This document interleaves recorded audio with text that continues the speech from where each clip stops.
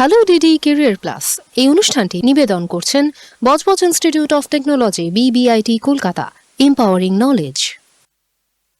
Welcome to PPIT admissions going on. NAC and MBA created more than 85% placement on campus hostel facilities, state-of-art laboratories, scholarship and credit card facilities available, and 5 times Excellence of Education Award winner.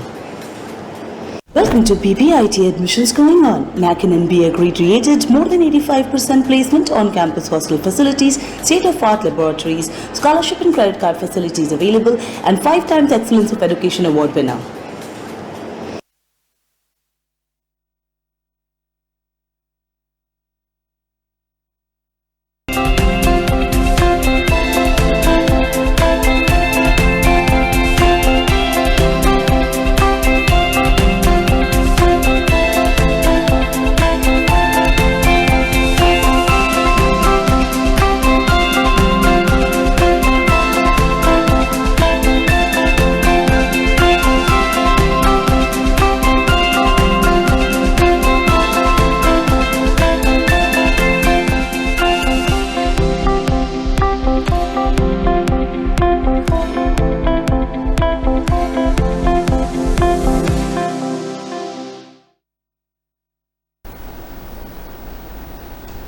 নমস্কার, hello DD career প্লাসে আপনাদের সকলকে স্বাগত।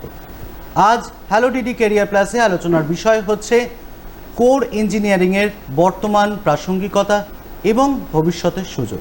এই নিয়ে কথা বলবো। কথা বলার জন্য স্টুডিওতে উপস্থিত আছেন দুই অতিথি। আছেন অধ্যাপক doctor Siladitya Bandyopadhyay, dean of students, Budge Budge institute of technology. সঙ্গে রয়েছেন অধ্যাপক ডক্টর বিদ্রোহী ভট্টাচার্য, বিভাগীয় প্রধান, electrical engineering, Budge Budge institute of technology. Sir, আপনাদের দুজনকেই স্বাগত স্টুডিওতে।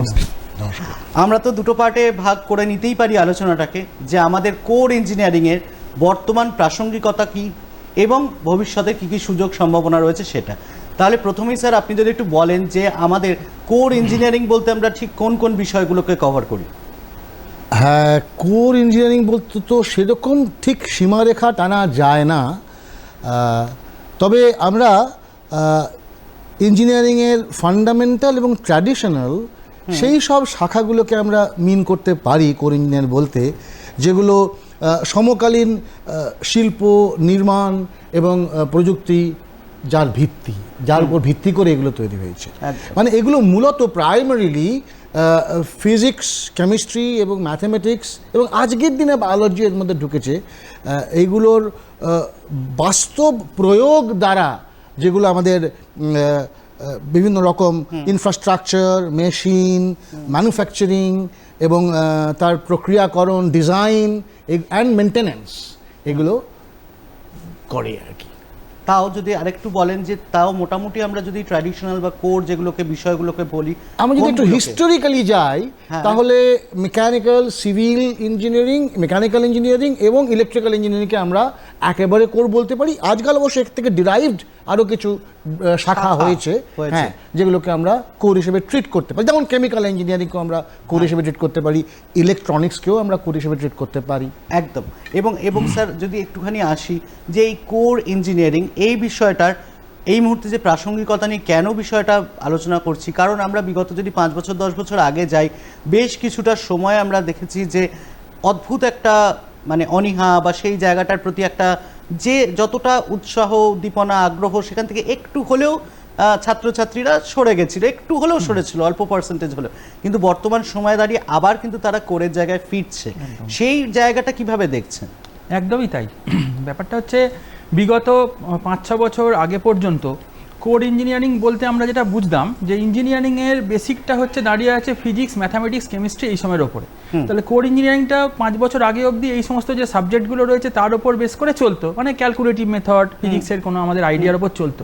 কিন্তু বর্তমানে কোর ইঞ্জিনিয়ারিং অনেক বেশি শক্তিশালী, কারণ কোর ইঞ্জিনিয়ারিংয়ে আমরা এই যে বেসিক জিনিসগুলো ছিল তার পাশাপাশি আমরা অ্যাডপ্ট করেছি অনেক নতুন নতুন টেকনোলজিকে।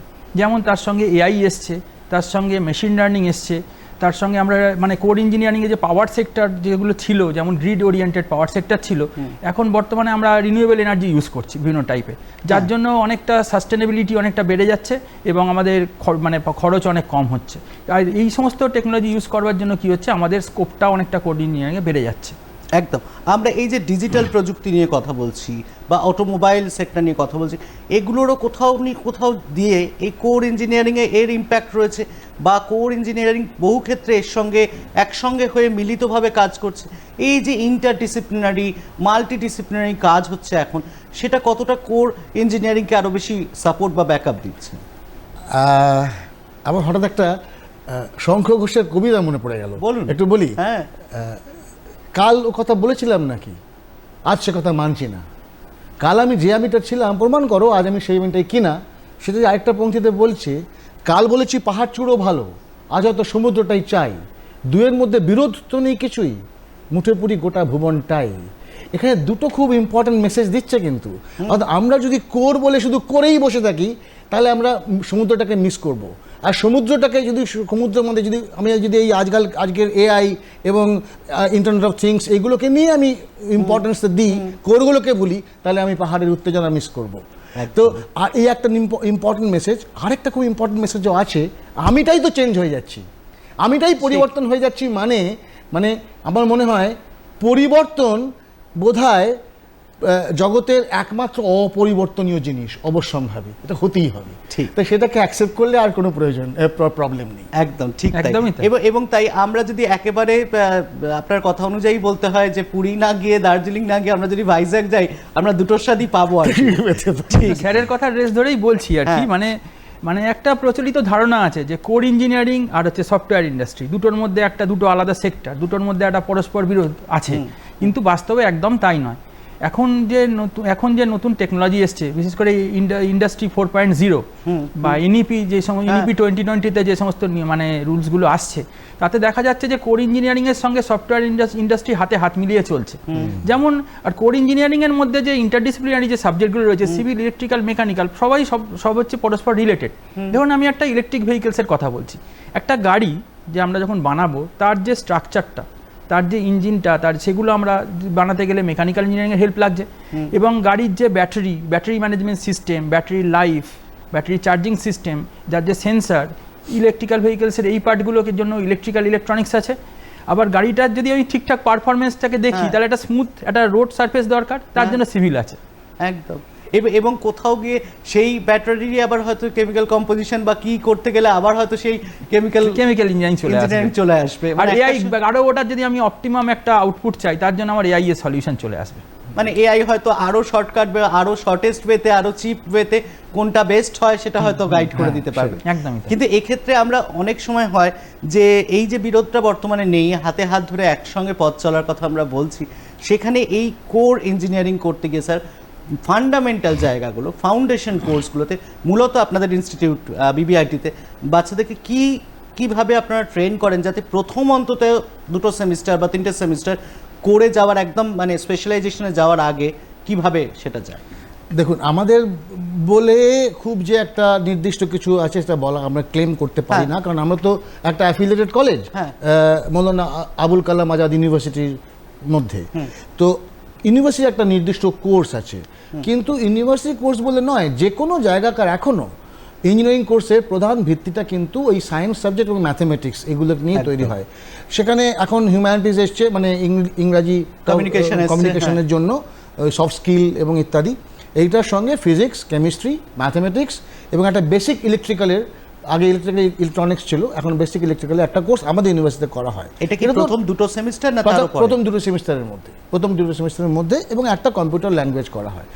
এছাড়া প্র্যাকটিক্যাল সেন্সের জন্য workshop methods and graphics, drawing, এইগুলোকে করা হয় এবং একটা কম্পিউটার ল্যাবরেটরি থাকে।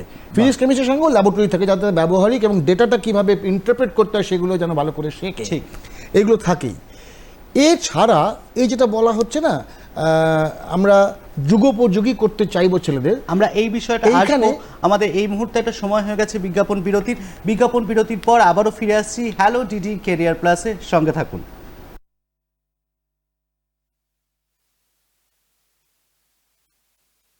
Welcome to BBIT admissions going on. NAC and MBA created more than 85% placement on campus hostel facilities, state-of-art laboratories, scholarship and credit card facilities available, and 5 times Excellence of Education Award winner. Welcome to BBIT admissions going on. NAC and MBA graduated, more than 85% placement on campus hostel facilities, state-of-art laboratories, scholarship and credit card facilities available, and 5 times Excellence of Education Award winner.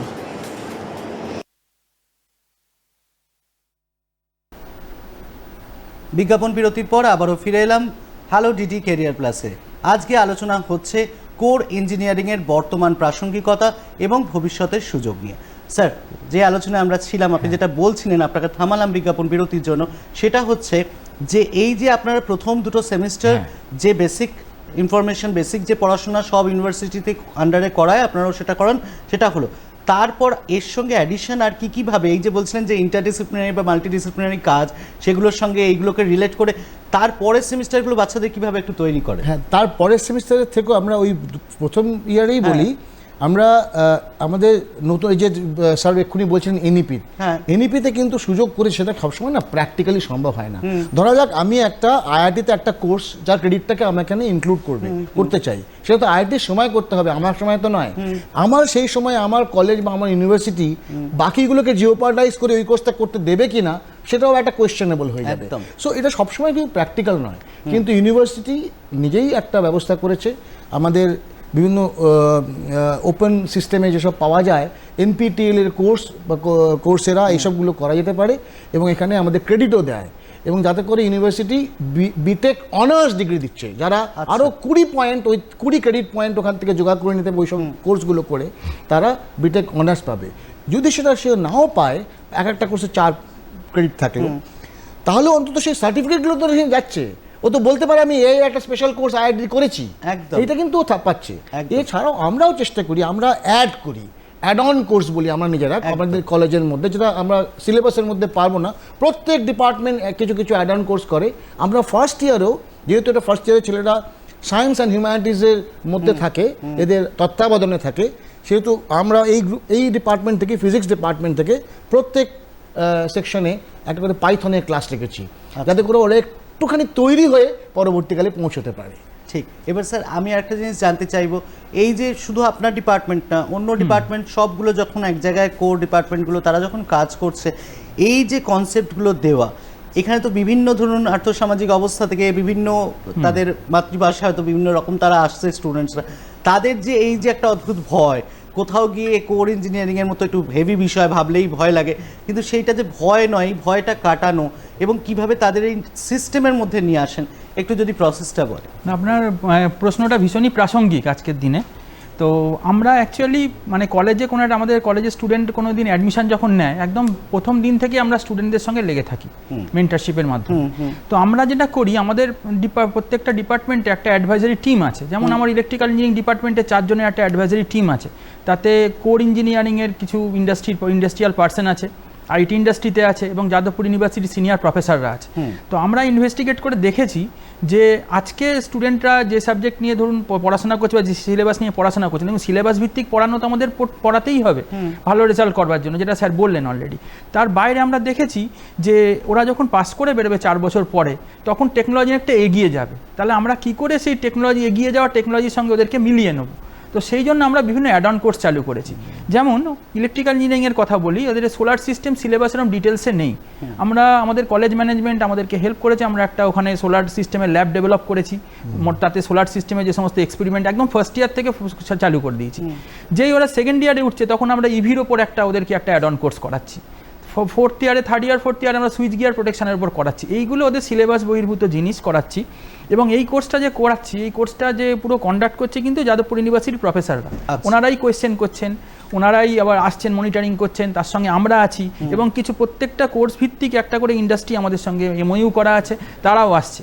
তা কোর্সের শেষে যখন স্টুডেন্টরা certificate পাচ্ছে, তখন সেই সার্টিফিকেটে যাদবপুর ইউনিভার্সিটির প্রফেসররাও সার্টিফাই করছে, ইন্ডাস্ট্রিও করছে, প্লাস আমরাও করছি। মানে অদ্ভুত একটা কোলাবোরেশনে আমরা এভাবে এগিয়ে চলছি। আর একটা জিনিস আমাদের আছে, সেটা হচ্ছে রিসার্চ। রিসার্চটার ওপর আমরা ভীষণভাবে ফোকাস করি। এটা সমস্ত ডিপার্টমেন্টই করছে, যেমন ইলেকট্রিক্যালে এইগুলো করছে, মেকানিক্যালে আপনার মেকাট্রনিক্সের ওপর অনেক প্রজেক্ট করছে, সিভিল ইঞ্জিনিয়ারিংয়ে হচ্ছে নন ডিস্ট্রাকটিভ টেস্ট আছে, তার উপরে ওরা বিভিন্ন রকম কোর্স প্রজেক্ট এ সমস্ত করছে, সবই হচ্ছে মানে যুগোপযোগী আর কি এফেক্টিভ জিনিস।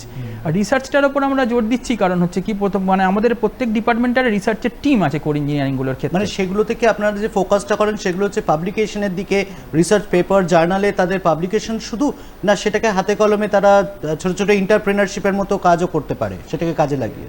না, দুরকমভাবেই আমরা করে থাকি। প্রথমত হচ্ছে ধরুন ওরা হাতে ছোট ছোট হাতে কলমে বিভিন্ন সার্কিট করে, যেমন রিসেন্টলি লাস্ট স্যাটারডেতে যাদবপুর আমাদের শেষ হলো একটা প্রোগ্রাম 5 দিন ধরে Jadavpur university school of illumination science engineering and ডিজাইনের সঙ্গে কোলাবোরেশনে আমাদের একটা ওয়ার্কশপ হলো। ওরা টিউবলাইটের চোখ হাতে বানালো, তো যাদবপুর ইউনিভার্সিটি প্রফেসর ওটাকে সার্টিফাই করলো। তো ছেলেরাও খুশি, ওদের ফার্স্ট ইয়ার থেকে থার্ড ইয়ার অবধি সমস্ত ছেলেরা পার্টিসিপেট করেছে, মানে ভয়টা কেটে যাচ্ছে ওদের কোরের প্রতি। এবং যখন ধরুন সেটা বানাচ্ছে সবার সামনে সেটা ডেমনস্ট্রেট করছে, সেই যে একটা ভয়টা, আনন্দ, এবং সেটা যখন মানে তারা যে সেই অ্যাকনোলেজমেন্টটাও পাচ্ছে, সেই জায়গাটাও একটা বিশাল ব্যাপার। এবং আমরা এই আলোচনায় আবারও থাকবো, কিন্তু সময় হয়ে গেছে এখন একটা বিজ্ঞাপন বিরতির পর আবারও ফিরে আসছি হ্যালো ডিডি ক্যারিয়ার প্লাসে, সঙ্গে থাকুন।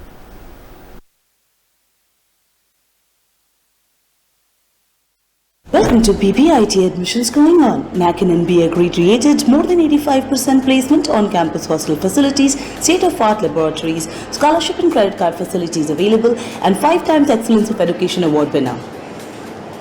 Welcome to BBIT admissions going on. NAC and NBA created more than 85% placement on campus hostel facilities, state-of-art laboratories, scholarship and credit card facilities available, and 5 times Excellence of Education Award winner.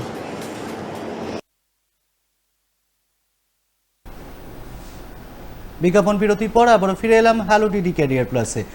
Sir, আমরা আলোচনায় ছিলাম যে এই curriculum নিয়ে NEP 2020 নিয়ে আরেকটুখানি যদি আমাদের একটু ফোকাস করেন যে এনইপি 2020 এখন যে মানে আমাদের ইন্টারডিসিপ্লিনারি কাজের কথা বলেছে, স্কিল এনহ্যান্সমেন্টের কথা বলেছে, এগুলোর ক্ষেত্রে আলাদা করে কি নতুন করে ইঞ্জিনিয়ারিং আবার ভাবছে নতুন করে, না ভবিষ্যতে হয়তো কারিকুলামও চেঞ্জ হতে পারে, মানে কোন দিকে এগোচ্ছে, ট্রেন্ড কি বলছে? আমরা ভবিষ্যতের সম্ভাবনার কথাও বলছি, সেটার জন্যই আরও জানতে চাইছি। দেখুন, ব্যাপারটা হচ্ছে কোর ইঞ্জিনিয়ারিংয়ের যেটা ভবিষ্যৎ সেটা খুব গ্র্যাজুয়ালি চেঞ্জ হচ্ছে।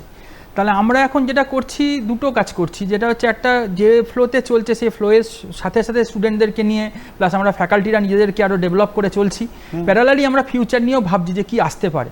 তো সেই জন্য আমাদের রিসার্চের কাজগুলোও আমরা করছি, আমাদের R&D সেকশন আছে প্রত্যেক ডিপার্টমেন্টে।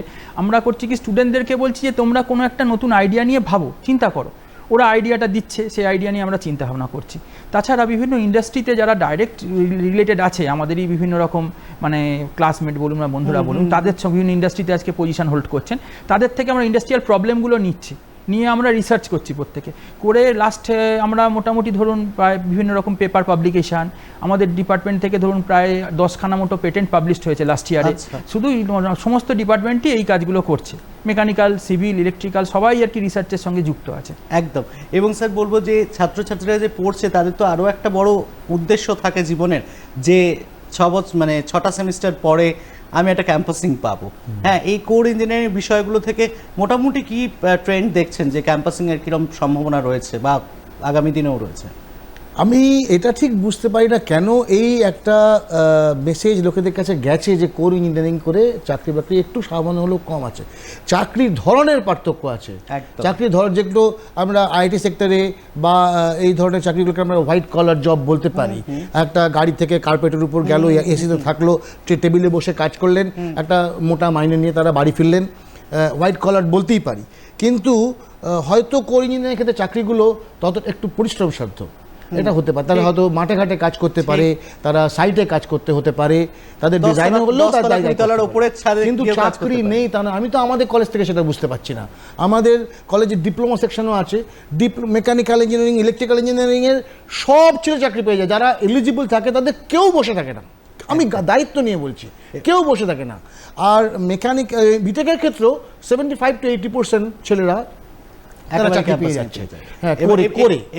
এবং তার পরবর্তীকালেও যারা থাকছে তাদের ক্ষেত্রেও সেকেন্ড ক্যাম্পাসিং বা থার্ড ক্যাম্পাসিং বা ক্যাম্পাসিং বাইরেও আপনারা সেইভাবে গাইড করতে থাকেন, যাতে তারা আস্তে আস্তে, তারা হয়তো প্রথমেই পেলো না 80% প্রথমে, তারা হয়তো 1-2 মাস পরে হয়তো আবার তারা আস্তে আস্তে সেই বাকি পার্সেন্টেজটা পেয়ে গেল। এবং এই ক্ষেত্রে আপনি একটা কথা বলেন এলিজিবল, এই কথাটা খুব ইম্পর্টেন্ট। বহু ক্ষেত্রে এরম হয় যে চাকরি আছে কিন্তু চাকরির উপযুক্ত বা চাকরির প্রয়োজনীয় যে জায়গাটা স্কিল, সেই জায়গায় উপযুক্ত এলিজিবল ক্যান্ডিডেটও পাওয়া যায় না, এটাও হয়। এটাও হয় অনেক ক্ষেত্রে। কিছু কিছু কোম্পানির কিছু কিছু বাধ্যবাধকতা থাকে যে আমরা মিনিমাম অল থ্রু 70% বা 75% না হলে আমরাকে অ্যালাউ করছি না বসতে, এরকম থাকতে পারে। এবং এছাড়াও একটা কেউ কোনো রকম ধরুন একটা বিভিন্ন পরীক্ষায় বিভিন্ন সেমিস্টার, হয়তো সেকেন্ড সেমিস্টারে কোনো একটা পেপারে ব্যাক পেয়ে গেছিলো, তো সেই সাপ্লিমেন্টারি পরীক্ষাটা সে হয়তো পাশ করে গেছে পরবর্তীকালে, কিন্তু সে ধরনের একটা কিছু থাকলেও তাদের হয়তো অনেক ক্ষেত্রে নেয় না, অ্যাকসেপ্ট করে না।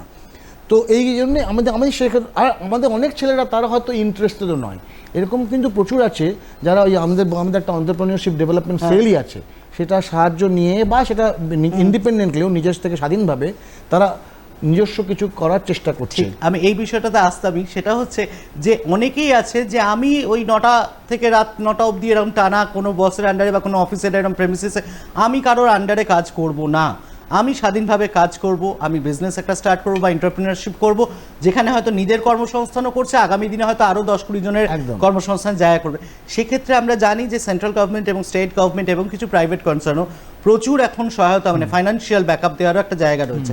সেই জায়গাটাতে কিভাবে দেখছেন যে আপনাদের ছাত্রছাত্রী এত তৈরি করছেন, এন্টারপ্রেনারশিপের দিকে কিরম এই মুহূর্তে ছেলেমেয়েদের আগ্রহ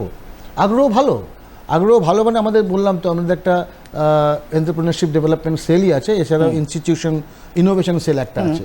ওই দুটো সেলের মধ্যে প্রচুর ছাত্রছাত্রী, এর অবশ্য আমি করে কথা বলছি না, সব স্ট্রিমের থেকেই তারা আসে, তারা ইন্টারেস্টেড যারা হয়, এবং সেই সংখ্যাটা খুব কম নয়। তারা এইখানে যারা third year, second year, third year থেকেই তারা কিন্তু মোটামুটি এই দুটো সেলের সঙ্গে যোগাযোগ রেখে চলে, তাদের থেকে কী সুবিধা হতে পারে বা কিছু ভাবলে কীভাবে ভাবতে পারে, হেল্প কোথায় পেতে পারে, এই সবগুলো ইনফরমেশন ওরা পেয়ে যায়। এবং বেশ কিছু ছেলে এতে ইন্টারেস্ট শো করছে। এছাড়াও অনেকে থাকে হায়ার এডুকেশনসে যাবে, তারা ধরে আমি একটা গেট পরীক্ষা দিয়ে পরবর্তীকালে আমি এমটেক করব। আর আজকাল তো টিচিংটাও একটা অনেকটা স্কোপ খুলে দিয়েছে চাকরির সম্ভাবনা হিসেবেও, সেটাও অনেকে অ্যাভেল করার চেষ্টা করে। এবং আরেকটা জিনিস জিজ্ঞেস করবো, এই কর্মসংস্থানের প্রসঙ্গ এলো যখন, শুধু কি সেটা আমাদের রাজ্য, দেশ, না দেশকাল সীমানার গণ্ডি পেরিয়ে সারা বিশ্বে এর চাহিদাটা রয়েছে? একটু যদি ওপেনিংয়ের কথাটা বলেন। সারা দেশেই, আমাদের দেশে তো আছেই, আমাদের স্টেটের তো মধ্যে যেটা আছে সেটা ক্রমশ ভালো হচ্ছে। এবং যে আমাদের প্রচুর ছেলেমেয়েরা রয়েছে যারা একদম প্রথম ব্যাচের ছেলেমেয়েরা রয়েছে। ইনফ্যাক্ট আজকে আমি হ্যালো ডিডি ক্যারিয়ার প্লাস এই অনুষ্ঠানটি যে এক সময় জার্মানিতে ছিল, সে বহুদিন ধরে জার্মানিতে ছিল, আমি নাম বলছি না। আর এছাড়াও আমি কালকে আরেকজনের সঙ্গে গতকাল একজনের সঙ্গে আমার যোগাযোগ হয়েছে, মানে আমাদের কলেজের ছেলে, সে 22-এ পাশ করে গেছে, সে বাইরে আছে। এবং প্রচুর ছেলে বাইরে আছে, তারা তারা অ্যাডভান্স পড়াশোনা করছে, আগে উচ্চশিক্ষায় থাকছে, কিংবা চাকরিও করছে, একদম স্ট্রেট চাকরি করছে। এবং স্যার একটুখানি যদি বলেন এর সঙ্গে যে এই যে উচ্চশিক্ষার কথা হলো, যে বিটেক করে এমটেক করলো, এমটেকের পর যেমন রিসার্চের কথা আপনি বলছিলেন, পিএইচডি করা বা ভবিষ্যতে আরও ডিগ্রি হায়ার করা, পোস্টডক করা, এই দিকে ট্রেন্ড কি রয়েছে বা সম্ভাবনা কতটা রয়েছে কোর ইঞ্জিনিয়ারিং? দেখুন, অ্যাকচুয়ালি ব্যাপারটা হচ্ছে বিটেক যে আমরা বিটেক বা ডিপ্লোমা যে কোর্সগুলো রয়েছে না, এগুলো জেনারেলি প্রফেশনাল কোর্স। তো এখানে যারা মানে আমাদের ওই স্টেটে যারা স্টুডেন্টরা আছে, ম্যাক্সিমামই হচ্ছে মধ্যবিত্ত পরিবার থেকে আসে। তাহলে বেশিরভাগ ছেলেরই মানে ওদের টার্গেট থাকে যে আমরা এখান থেকে পড়ে শিখে একটা ভালো চাকরি পাবো। তো আমরা সেই জন্য ওদেরকে চাকরির জন্য বেশি ব্যবস্থাটা করি। তাহলে আমাদের ব্যাপারটা হচ্ছে আমরা চাকরি দিই, এই কথাটা আমাদের বিবিআইটি থেকে বলি না, আমরা চাকরির জন্য রেডি করে দিই। তারা চাকরি নিজেদের যোগ্যতায় অর্জন করে না, এবং আমরা সাকসেস পাচ্ছি, কারণ এই বিভিন্ন ইন্ডাস্ট্রিয়াল ট্রেনিং, বিভিন্ন অ্যাড অন কোর্স, বিভিন্ন রকম রিসার্চ করে এগুলো তৈরি করে দিচ্ছি আমরা।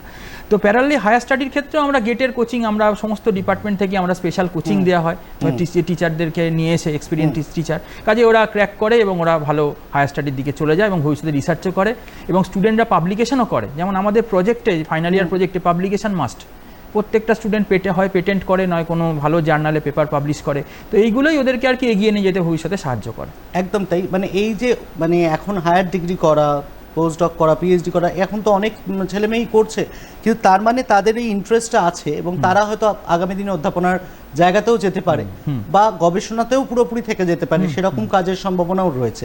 তাহলে যদি মানে আমরা আলোচনার প্রায় অনেকটা শেষের দিকে প্রায় চলে আসছি, যদি একটুখানি যোগ করেন যে এই যে এআই আমরা বলছি, আর্টিফিশিয়াল ইন্টেলিজেন্স, এগুলো কিভাবে এই কোর ইঞ্জিনিয়ারিংয়ের বিষয়গুলোকে আরও সাপোর্ট দেয়? এটা আজকের দিনে দেখুন, আমি আমাদের কলেজেই একটা সেমিনার হচ্ছিল, যাদবপুরে একজন মাস্টারমশাই এসেছিলেন, উনি বলছিলেন উনি মেকানিক্যাল ইঞ্জিনিয়ারিংয়ের গুরুত্ব সেটাও আমরা ভাবি না হয়তো। এই যে আজকাল হিপ জয়েন্ট হচ্ছে, নি জয়েন্ট হচ্ছে, হিপ জয়েন্ট, এমনকি সেগুলোকেও করে আর্টিফিশিয়াল হার্টও তৈরি হচ্ছে। এছাড়া হার্টের স্টেন যারা, তার যে ডিজাইন সেটা কিন্তু মেকানিক্যাল ইঞ্জিনিয়ারিং প্রধান, কিন্তু সেটা প্রচুর এআই দ্বারা হেল্প হচ্ছে। Thank you. এআই বলে দিচ্ছে যে কিভাবে কি করলে পরে কোনটা পারফেক্ট হবে। একদম, আপনাদের দুজনকে অনেক অনেক ধন্যবাদ এত সুন্দরভাবে বিষয়গুলোকে বুঝিয়ে দেওয়ার জন্য। হ্যালো ডিডি কেরিয়ার প্লাসকে এইভাবেই আগামী দিনেও সঙ্গে রাখুন। আগামী সপ্তাহে আবারও ফিরবো নতুন বিষয় নিয়ে, আর সবসময় সঙ্গে রাখতেই হবে কলকাতা দূরদর্শনকে। নমস্কার। নমস্কার। হ্যালো ডিডি কেরিয়ার প্লাস এই অনুষ্ঠানটি নিবেদন করলেন Budge Budge institute of technology BBIT Kolkata, empowering knowledge.